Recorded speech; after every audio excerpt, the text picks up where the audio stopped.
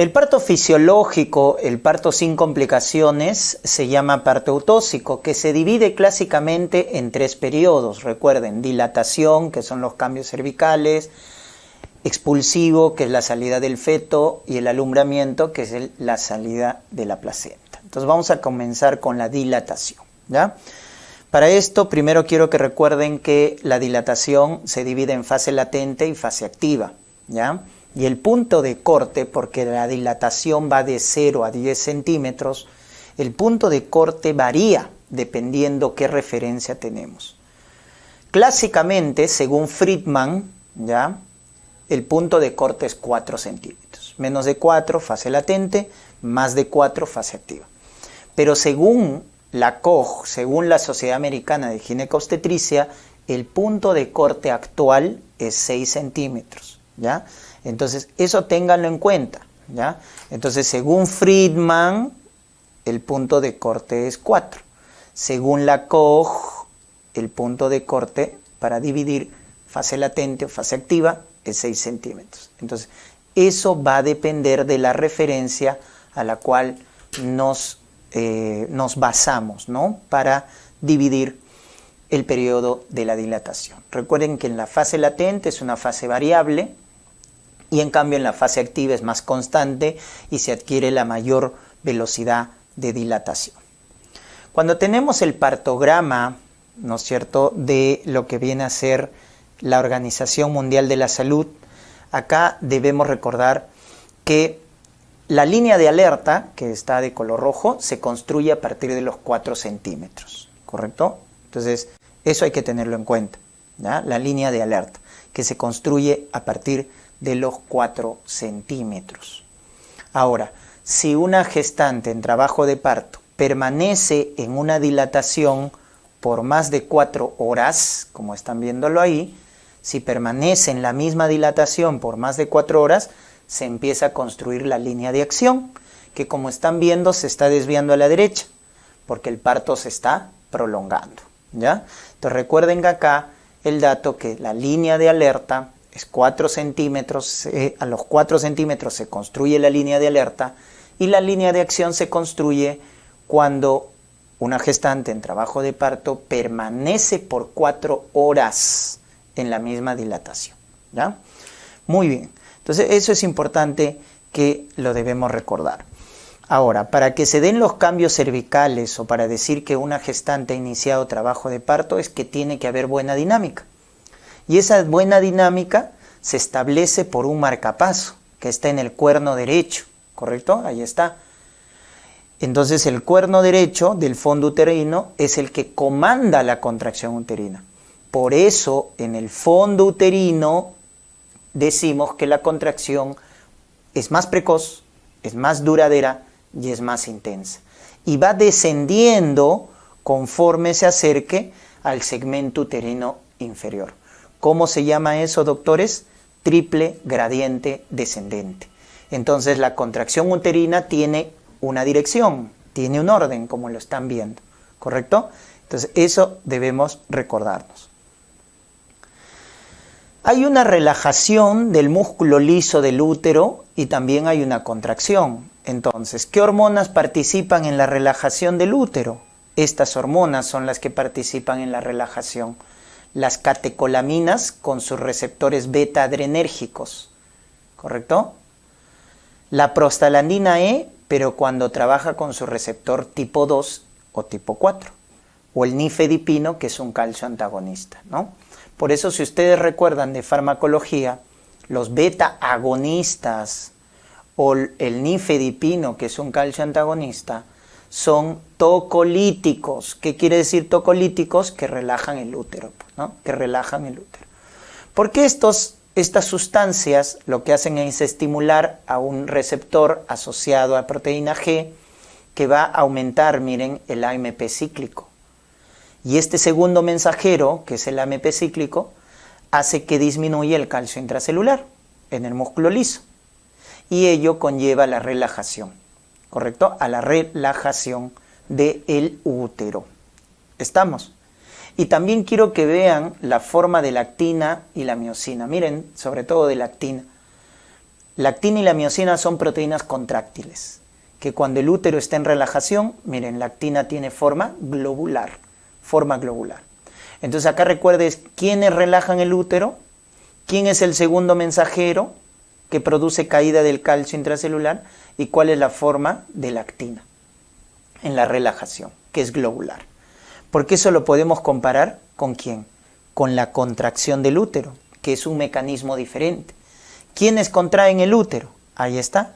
Las hormonas que contraen el útero, por el contrario, la hormona hipotalámica, principalmente producida por el núcleo paraventricular, la oxitocina. La prostaglandina clásicamente contrae el útero, pero con su receptor 1 y 3. Miren el doble comportamiento, ¿no? Si participa con su receptor 2 y 4, relaja. Si es el 1 y el 3, contrae, ¿no? Generalmente lo utilizamos como uterotónico, la prostaglandina E, recuerden, como uterotónico.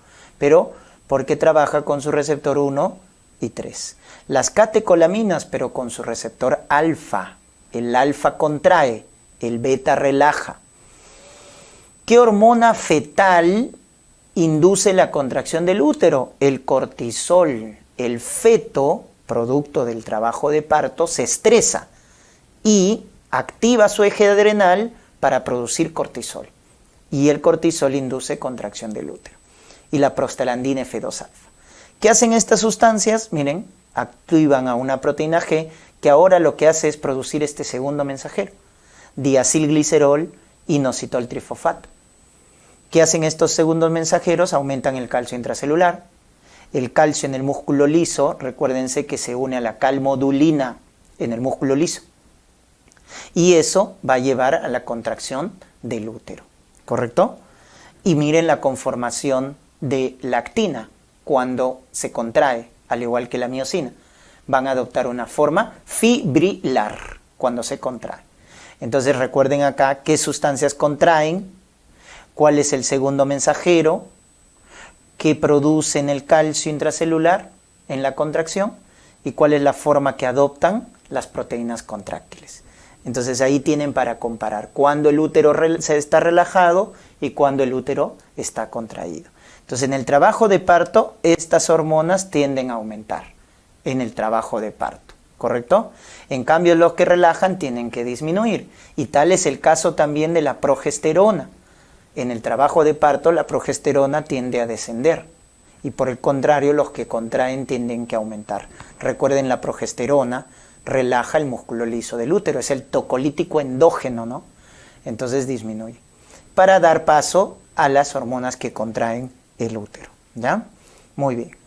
Y esa contracción del útero va a inducir una maduración cervical, es decir, una maduración en el cuello uterino. Entonces, recordar que en el cuello del útero, este está conformado por colágeno, por esta proteína, que es el colágeno. Entonces, la maduración cervical, ¿en qué va a consistir? En que se degrada el colágeno porque se activan proteasas y se retiene ácido hialurónico. En eso consiste la maduración cervical. Entonces, cuando el útero se contrae y este genera cambios a nivel del cuello, decimos que ha iniciado el trabajo de parto, ¿correcto? Y bioquímicamente, ¿qué implica una maduración cervical? Menos colágeno y más ácido hialurónico, que lo podemos ver gráficamente, miren. En este primer gráfico podemos ver cuando el cuello está inmaduro. Miren cómo el colágeno está bien organizado, bien estructurado, entrelazado. En cambio, cuando el cuello está maduro en el trabajo de parto, porque la contracción ha inducido maduración cervical, ¿eso en qué consiste? En que, miren, el colágeno cómo está, desorganizado, destructurado. ¿Por qué? Porque se han activado proteasas que desorganizan al colágeno. Y por el contrario, cae el colágeno y se retiene ácido hialurónico. En ese consiste la maduración cervical. El motor del trabajo de parto es sin duda la dinámica uterina, que tiene ciertas características. Vamos a describirlas. Tenemos la intensidad. La intensidad es la presión máxima de la contracción del útero, que puede llegar de 30 a 50 milímetros de mercurio, ¿correcto? Luego tenemos la frecuencia. ¿Cuántas contracciones se producen en 10 minutos? Lo normal es 3 contracciones en 10 minutos. Siempre la frecuencia se cuenta cada 10 minutos, doctores. Luego tenemos la duración. La duración de la contracción aproximadamente es 45 segundos. Y finalmente la presión basal, que es el tono uterino, que mide 10 milímetros de mercurio, ¿ya? El tono. Entonces ahí están las características de una buena dinámica uterina, que debemos recordar. Recordar también que el dolor surge por una contracción a partir de los 25 milímetros de mercurio. Ahí está. Y se puede palpar la contracción a partir de los 20 milímetros de mercurio. También recuerden esos datos. Si nosotros, doctores, multiplicamos frecuencia por intensidad, obtenemos esta fórmula que deben recordarse. Frecuencia por intensidad, actividad uterina, ¿correcto? Entonces, si yo quiero iniciar trabajo de parto, ¿cuál es la mínima actividad uterina que debo tener? La frecuencia es 3 cada 10 minutos. Ojo, siempre se cuenta cada 10 minutos, por eso coloco acá 3, porque en 10 minutos hay 3 contracciones. ¿Y cuánto es la intensidad? La intensidad mínima es 30. Entonces, esto sale 90. ¿90 qué? Unidades de Montevideo, así se llama, o así se describe la actividad uterina. Entonces, la mínima actividad uterina para iniciar trabajo de parto es 90 unidades de Montevideo. Muy bien. Y recordar que todos estos cambios o esta dinámica uterina va a generar cambios a nivel del cuello. Ahí decimos que hemos iniciado el trabajo de parto. En una nulípara, primero el cuello se borra, ¿no es cierto? Primero hay un borramiento o incorporación y luego se dilata, ¿correcto? Entonces en la nulípara primero se borra y luego se dilata. En cambio en la multípara se hace al mismo tiempo. El borramiento y la dilatación se hace de forma concomitante. ¿Estamos? Muy bien. Recordemos que acá, ¿no? El borramiento, ¿ya? Recordemos que el borramiento, ¿ya? Y la dilatación forman parte de los cambios o de la maduración cervical, ¿ya? ¿Y esto de qué depende? De la contracción del útero. Por eso decimos que una gestante a término inicia trabajo de parto cuando los cambios, las contracciones están generando cambios a nivel del cuello. Ahí decimos que la dinámica uterina es efectiva. Por acá mencionarles lo que viene a ser en relación a la dilatación, lo que es la velocidad de dilatación. La velocidad de dilatación en una nulípara, según Friedman, en la fase activa, 1.2 centímetros por hora. En la multípara es 1.5 centímetros por hora, la velocidad de dilatación. Según Friedman, que es el que clásicamente ha estudiado el parto. Ahora, según la OMS, recuerden que es 1 centímetro por hora la velocidad de dilatación, ¿ya? Entonces, miren, tenemos según Friedman, nulípara 1.2 centímetros por hora, multípara 1.5 centímetros por hora, y según la Organización Mundial de la Salud, en el partograma, la velocidad de dilatación es 1 centímetro por hora, ¿ya? Recuerden esos datos. Vamos con los movimientos cardinales en el trabajo de parto, ¿ya? Clásicamente acá también se han considerado 7 movimientos cardinales. Tenemos ahí el encajamiento, el descenso de la cabeza, tercero la flexión, cuarto la rotación interna, quinto la extensión, sexto la rotación externa y séptimo movimiento la expulsión o el expulsivo, que es básicamente la salida de los hombros. Entonces son 7 movimientos clásicos, ¿correcto? Comenzamos con el encajamiento, que es el primero. Entonces en el encajamiento, recuerden acá, que se define cuando el diámetro biparietal, ahí está, 9.5 centímetros, alcanza las espinas ciáticas, ¿correcto? Ese es el encajamiento, cuando el diámetro biparietal alcanza las espinas ciáticas. Así se define el encajamiento, ¿correcto? Muy bien. También debemos recordar del encajamiento que según la altura de presentación corresponde al tercer plano de Hodge o estación cero de Lie, ¿ya? Luego tenemos el descenso de la cabeza. El descenso de la cabeza es el llamado sinclitismo cuando es simétrico. ¿Cómo es eso de simétrico? Doctores, miren ahí los puntos de referencia. Esta sutura que separa los dos huesos parietales se llama sutura sagital o sutura interparietal. Y adelante tienes pubis y atrás tienes promontorio. Son tus tres puntos de referencia. Sutura sagital al medio, adelante pubis y atrás promontorio. ¿Correcto? Ya está. Entonces, cuando es equidistante, como estás viendo, la sutura sagital de promontorio y sutura sagital de pubis, cuando es equidistante, decimos que es un sinclitismo. Porque en los gráficos que están al costado, vemos que el descenso es asimétrico, y ahí decimos que es un asinclitismo, que va a ser de dos tipos. El anterior, también llamado de Naillet, y el posterior, también llamado de Litzmann, ¿correcto? Entonces, quiero que vean el asinclitismo anterior. Miren, en el asinclitismo anterior, ¿por qué se llama así anterior? Porque cuando hago tacto, palpo el hueso parietal anterior.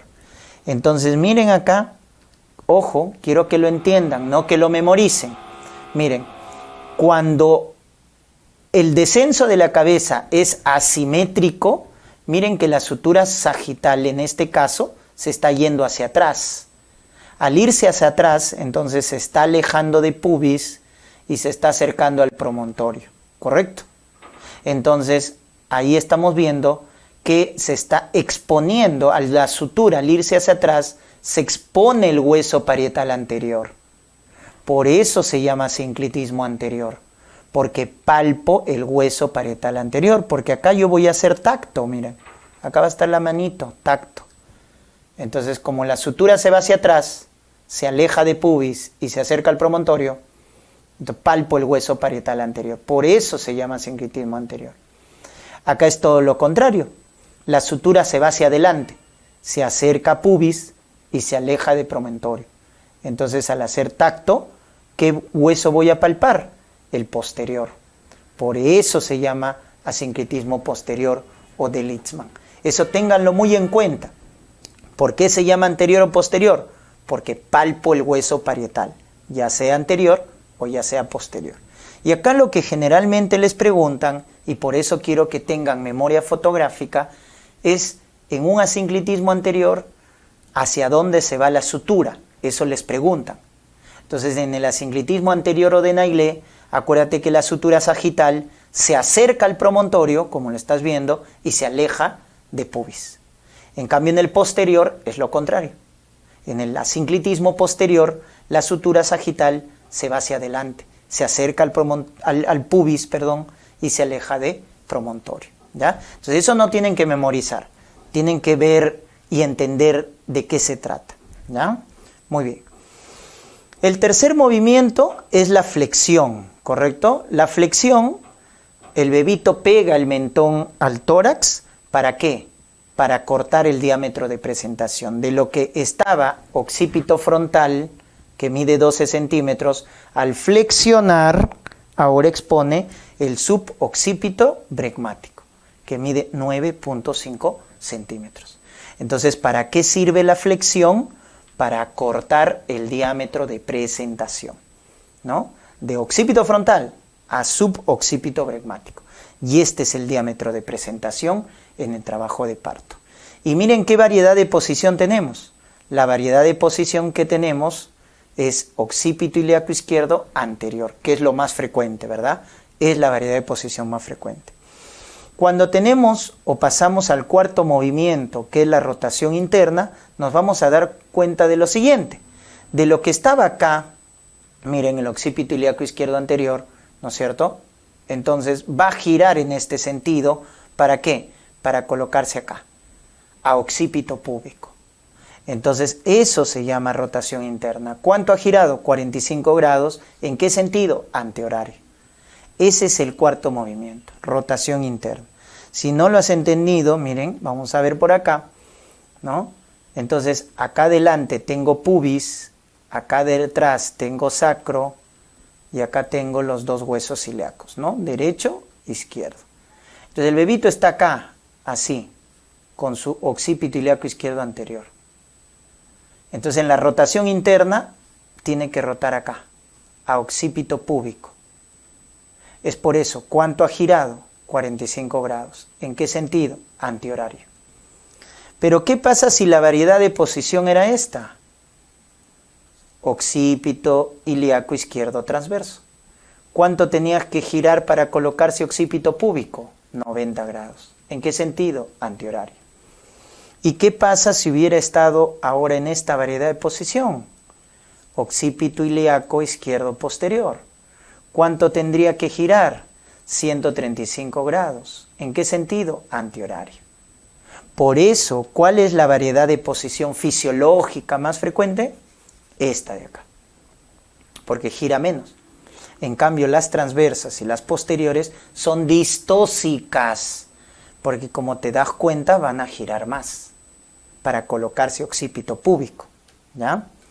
Doctor, ¿y qué pasa si están al otro lado? Ah, si están al otro lado, o sea, si estuviera acá el occipucio, sería occipito ilíaco derecho, ¿no es cierto? Derecho anterior. Si estuviera acá, sería occipito ilíaco derecho transverso. Y si estuviera acá, sería occipito ilíaco derecho posterior. ¿Qué pasaría si están derechos? Ahora tiene que girar así, pues. Igual, cuando es anterior, 45 grados. Cuando es transverso, 90 grados. Cuando es posterior, 135 grados. La diferencia es que cuando son derechos, el giro es horario. No es antihorario, es horario. ¿Se dan cuenta? Entonces esa rotación interna, lo que tiene como función es cambiar la variedad de posición para colocarse occipito púbico. Porque luego viene el quinto movimiento, que es la extensión. El bebito extiende la cabeza, ahí está, miren, extiende la cabeza, ¿no? Y luego viene la rotación externa o restitución, para acomodar el diámetro de los hombros. El bebito no puede salir así, en un plano transverso. Tiene que hacer esto, rotación externa, porque la cabeza ya está fuera del canal del parto, y acomodar el diámetro biacromial. ¿Se acuerdan de los diámetros transversos? Biparietal, biacromial, bitrocantérico. ¿Cuál era el más grande? El biacromial, el del hombro. Por eso tenía que acomodarse. Y el último movimiento, que es el expulsivo, que es la salida de los hombros, ¿no? Tiro la cabeza hacia abajo para que primero salga el hombro anterior y luego hacia arriba para que salga el hombro posterior, en ese sentido.